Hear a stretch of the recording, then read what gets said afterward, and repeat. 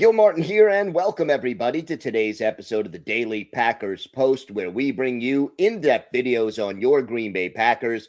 We have new episodes dropping every day, Monday through Friday, so hit the like button and subscribe so you never miss an episode.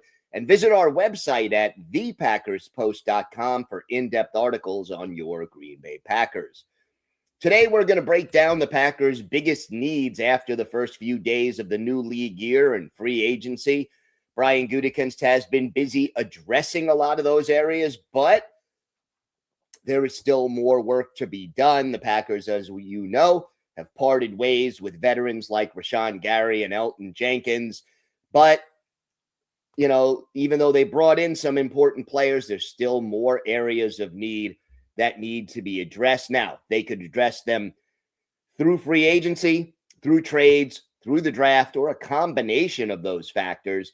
But basically, overall, in no particular order, here are the four biggest areas of need for the Packers as of right now. First off, defensive tackle. And, well, they did add Javon Hargrave, who had just been released by the Vikings. The bottom line is, Hargrave will help give a little push to the pass rush from the interior. That is his forte, and he and Devontae Wyatt will give the Packers a really good 1-2 punch at rushing the passer from the middle of the defensive line. Not a lot of teams have that, but getting that run-stuffing defensive tackle becomes even more important since the team parted ways with Colby Wooden in a trade earlier this week to get Zaire Franklin. So, you know, Wooden was the number one run-stuffing defensive tackle last year, and the team still really doesn't have an established, proven NFL nose tackle. The only nose tackle type on the roster right now is Nazir Stackhouse. He's entering his second year with the team after signing as an undrafted free agent last offseason. And you know, he still has yet to prove he's ready to start and get extensive reps on defense in the NFL. So bringing in a big body who can occupy blockers and help clog the middle of the defensive line remains a major need for the Packers. Number two, interior offensive line. We know that the Packers released Elgton Jenkins with an injury designation.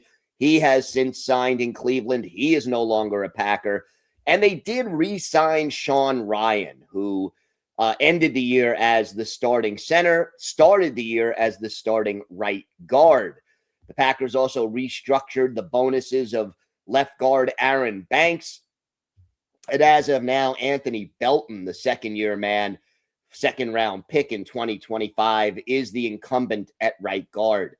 But depth-wise, in the middle of the offensive line, you know, not a lot. If injuries struck, Jacob Monk unproven, for example, as a backup at all three interior positions. And you may also want to upgrade some of the starters. I mean, Ryan is a solid player, but I can't say that any of these three starters would be all pro caliber players as of now. So maybe another moderately priced free agent or a draft pick added here.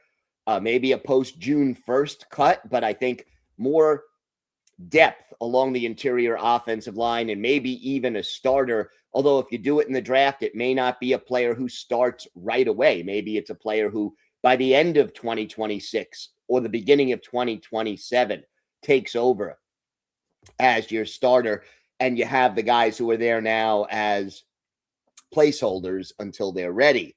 Third area to me is an important one, and that's cornerback. Happy with the addition of Benjamin St-Juste, but they still need more help. They let go of Nate Hobbs, and St-Juste is here on a 2-year deal. There's still no number one cover corner on this team.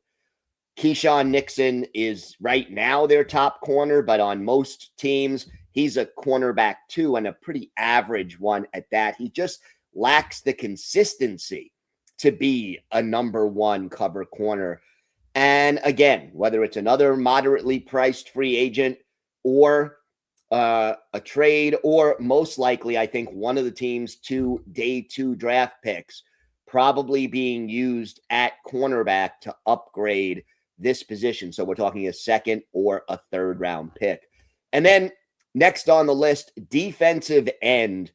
We know they've let go Rashawn Gary, traded him to Dallas. We know that they opted not to re-sign Kingsley Enagbare. He is now a New York Jet on a 1-year, $10 million deal. We also expect that Micah Parsons will probably miss the first 4 games of the season as he continues his rehab from the ACL injury he suffered in Denver last year.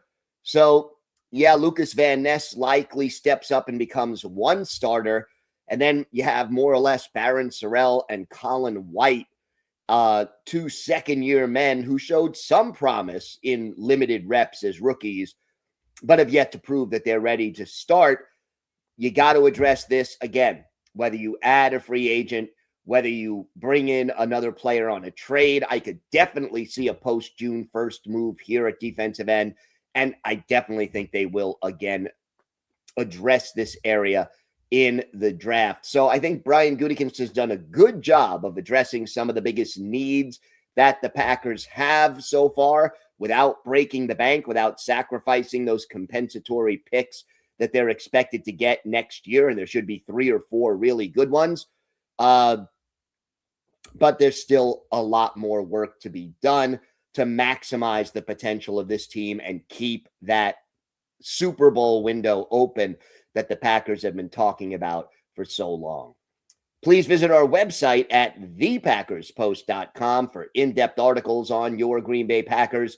Here on YouTube, hit the like button and subscribe so you never miss an episode of the Daily Packers Post. I'm Gil Martin. Have a great day, everyone. Thanks for watching. And of course, go Pack Go.